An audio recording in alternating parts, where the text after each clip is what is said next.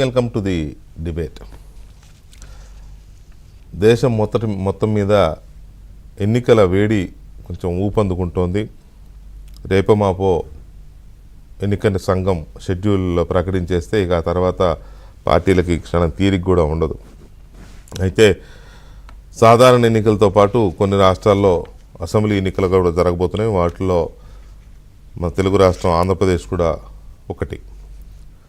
Assembly ఎన్నికలు జరగబోతుండడం, మరోవైపు parliament ఎన్నికలు కూడా కలిసి ఉండడం, జమిలీ ఎన్నికలు కావడంతో ఆంధ్రప్రదేశ్కి కాస్త అసెంబ్లీ ఎన్నికలు లేని రాష్ట్రాల కంటే ఎక్కువ ఫోకస్, ఎక్కువ ఒత్తిడి, పైగా రాష్ట్రంలో అధికారాన్ని మార్చే ఎన్నికలు కాబట్టి ఇంకెక్కువ ఇంట్రెస్ట్, ఉత్సుకత, పార్టీల మధ్య నువ్వా నేనా అనే పోటీ.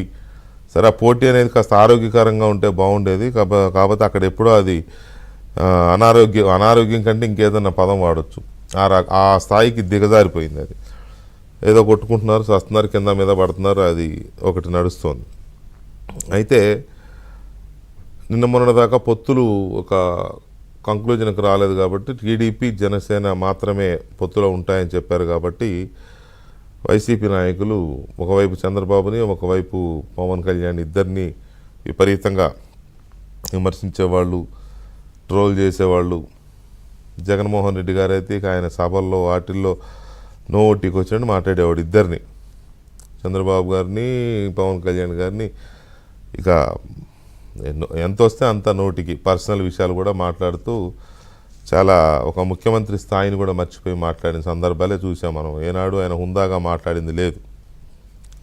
అయితే నిన్నటి వరకు రెండు పార్టీలు పొత్తులో ఉన్నాయి. ఆ రెండు పార్టీలని ఎడాపెడా మాట్లాడేసిన ముఖ్యమంత్రి గారు, ఎడాపెడా విమర్శించిన ముఖ్యమంత్రి గారు, చంద్రబాబు గారినేమో అవినీతిపరుడని, లేకపోతే మోసకారి అని, మాయమాటలు చెప్తాడని, ఆయనకి అట్లా ఇటు పవన్ కళ్యాణ్ ఏమో దత్తపుత్రుడని, 3 పెళ్ళిళ్ళని, ఏదో ఇక వ్యక్తిగతమైన దీంట్లోకి వెళ్ళిపోవడం, అట్లా ఇద్దరిని చేశారు. ఇప్పుడు పొత్తు కుదిరింది 3 పార్టీలు. తెలుగుదేశం, జనసేనతో బీజేపీ జత కట్టింది. ఇప్పుడు మోర్ ఫోకస్ ఎవరి మీద ఉండాలి? లెక్క ప్రకారం తెలుగుదేశం మీద ఎలాగ ఉంటుంది, రాష్ట్రంలో ప్రధాన ప్రతిపక్షం కాబట్టి. బీజేపీ కేంద్రంలో అధికారంలో ఉంది కదా, పొత్తులోకి బీజేపీ వచ్చింది కాబట్టి చాలామంది బీజేపీ స్ట్రాంగ్ హోల్డ్ ఉన్న పార్టీ దేశంలోనే కాదు, ఒక రకంగా చెప్పాలంటే ప్రపంచంలోనే అత్యధిక సభ్యత్వాలు ఉన్న పార్టీ. 2 సార్లు అధికారంలో ఉండి 3వసారి కూడా రెడీ అవుతున్న పార్టీ మోదీ గారి నాయకత్వంలో. మరి అలాంటి పార్టీ ఆంధ్రప్రదేశ్లో తెలుగుదేశం, జనసేనతో జత కట్టినప్పుడు మొత్తం మీకు పొత్తులో ఉన్న వాళ్ళందరూ మీకు ప్రత్యర్థుల కింద లెక్క కదా. జగన్మోహన్ రెడ్డి ఎందుకనో ఒక్కసారిగా కేవలం చంద్రబాబే టార్గెట్గా విమర్శలు చేస్తున్నారు. విమర్శలు అంటే అది విమర్శలు కాదు, బూతు పురాణం, తిట్ల పురాణం, బూతు పురాణం, ఏదో ఒక పురాణం ఆయనకు వచ్చింది అది కాబట్టి అది చేస్తున్నారు, చేసుకోవచ్చు. కానీ కేంద్రాన్ని ఎందుకు ప్రశ్నించట్లేదు? అంటే ఇక్కడ నేను బీజేపీని ప్రశ్నించమని, లేదా బీజేపీని తిట్టమని అది కాదు నా ఇంటెన్షన్. కేంద్రంలో అధికారంలో ఉన్న పార్టీ బీజేపీ కాబట్టి ఆ బీజేపీ ఇప్పుడు ఆంధ్రప్రదేశ్లో ప్రతిపక్ష పార్టీలో జత కట్టింది కాబట్టి ఆంధ్రప్రదేశ్లో జగన్మోహన్ రెడ్డి ఫెయిల్ అయ్యాడనే ముద్ర బలంగా పడిపోయింది కాబట్టి ప్రజల్లో ఆయన ఒక విఫల సీఎం అని, వైసీపీ ఒక విఫల పార్టీ అని, జగన్ ప్రభుత్వం ఒక విఫల ప్రభుత్వం అని బలంగా ముద్ర పడిపోయింది. రాష్ట్రం పూర్తిగా ఒక రకంగా కొంచెం ముతక భాషలో చెప్పాలంటే సంకనాగిపోయింది జగన్మోహన్ రెడ్డి గారి పాలనలో.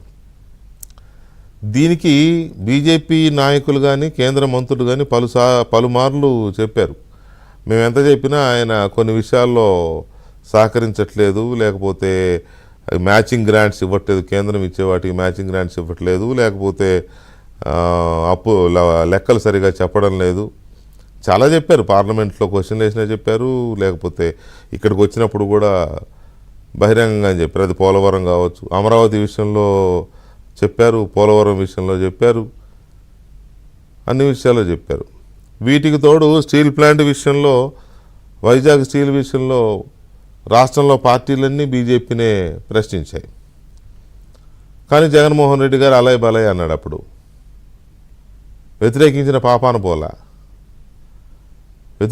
పాపాన పోగా ఒకవేళ వైజాగ్ స్టీల్ కనుక ప్రైవేటైజ్ చేస్తే దానికి ఆనుకుని ఉన్న 7,000 ఎకరాలు ఏదో ఉంది, అది అమ్మేసుకుందామని చూశాడు ఆయన. మరి ఇప్పుడు నువ్వు వైజాగ్ స్టీల్ ప్లాంట్ ఎందుకు ప్రైవేటైజ్ చేస్తానన్నావు అని బీజేపీని అడగాలి. మా పోలవరానికి డబ్బులు ఎందుకు ఇవ్వలేదు అని బీజేపీని అడగాలి. లేకపోతే నా 3 రాజధానులకు ఎందుకు సహకరించలేదని బీజేపీని అడగాలి. లేకపోతే మా రాష్ట్రంకి నువ్వు అనుకున్నన్ని డబ్బులు ఎందుకు ఇవ్వలేదని అడగాలి. అనుకున్నన్ని ఇళ్ళు ఎందుకని ఇవ్వలేదని అడగాలి. లేకపోతే మా రాష్ట్రానికి ఇంకా అది ఇవ్వలేదు ఇది ఇవ్వలేదు అడగాలి కదా. ఒకవేళ ఇవ్వకపోతే వాళ్ళు ఏం చెప్తారని తర్వాత ఇచ్చారని తెలుసు, మనందరికీ తెలుసు. కానీ వాళ్ళు ఇచ్చినవి కూడా ఈయన కలిపేసుకుని, ఈయన బోటోలు, ఈయన స్టిక్కర్లు వేసుకుని మార్కెట్లో అమ్మేసుకున్నాడు, అది వేరే విషయం. కానీ అడగట్లేదు అంటే ఏదో భయం, ఏదో ఒక వణుకు. అక్కడ టీడీపీని తిట్టేటప్పుడు, పవన్ కళ్యాణ్ తిట్టేటప్పుడు మాత్రం నేను సింహం అని అంటారు. కానీ బీజేపీ టాపిక్ ఎత్తడానికి ఎందుకు ఈయనకి ఒక రకమైన జంకు. అందుకే చాలామంది అంటారు ఆయన ఢిల్లీ వెళ్ళినప్పుడల్లా రాష్ట్రం గురించి కాదు, ఆ కేసుల గురించి మాట్లాడుకోవడమే సరిపోతుందని. ఇప్పుడు రేపు అధికారంలోంచి దిగిపోయిన తర్వాత, ఎన్నికల తర్వాత కూడా అదే భయం ఆయనకి. ఈ కేసులు, లేకపోతే కొత్తగా వచ్చిన వివేకానంద రెడ్డి గారి కేసు, హత్య కేసు కావచ్చు, లేదా కోడికత్తి కేసు కావచ్చు, ఇంకా చాలా ఉన్నాయి. సో ఇలాంటివన్నీ ఎక్కడ మెడకు చుట్టుకుంటాయనో భయంతోనా, ఎందుకు బీజేపీ విషయంలో ఆయన అంతగా బిక్కుమనుకుంటూ చంటి పిల్లాళ్ళ ఉంటున్నాడు అనేది ఎవరికి అర్థం కావట్లా. మరి బీజేపీని ప్రశ్నించకుండా రేపు ఆయన ఎన్నికల్లో ఏం ప్రచారం చేస్తాడు? చంద్రబాబు తిట్టడం సరిపోతుందా?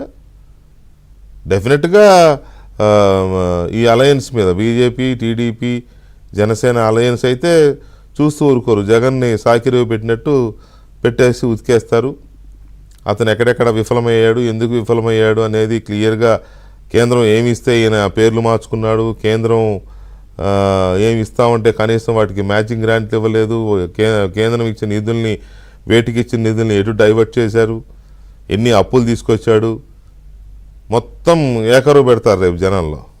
అలాగే బీజేపీ మీద కూడా ప్రజల్లో కోపం ఉంది కాబట్టి కాస్త కోస్త రాష్ట్రానికి సహకరించలేదనో, లేకపోతే ఆ వైజాగ్ స్టీల్ విషయంలోనో, పోలవరం విషయంలోనో జగన్ అరాచకాలను చూస్తూ ఊరుకున్నారు ఎన్నాళ్ళనే ఒక కోపం ఉంది కాబట్టి డెఫినెట్గా దానికి వాళ్ళు హామీలు ఇవ్వడము, లేకపోతే ప్రజలకు నచ్చజెప్పే విధంగా ఏదో ఒక ఇదైతే ఉంటుంది. అదేంటనేది మనం తర్వాత మాట్లాడదాం. సో ఇవన్నీ చూసి కూడా ఎందుకని జగన్మోహన్ రెడ్డి గారు మరి బీజేపీని ఎందుకు ప్రశ్నించలేకపోతున్నాడు అనేది మనం చర్చకు తీసుకుంటే, ఈ చర్చలో మనతో తెలుగుదేశం పార్టీ జాతీయ అధికార ప్రతినిధి కొమ్మారెడ్డి పట్టాభిరామ్ గారు, అలాగే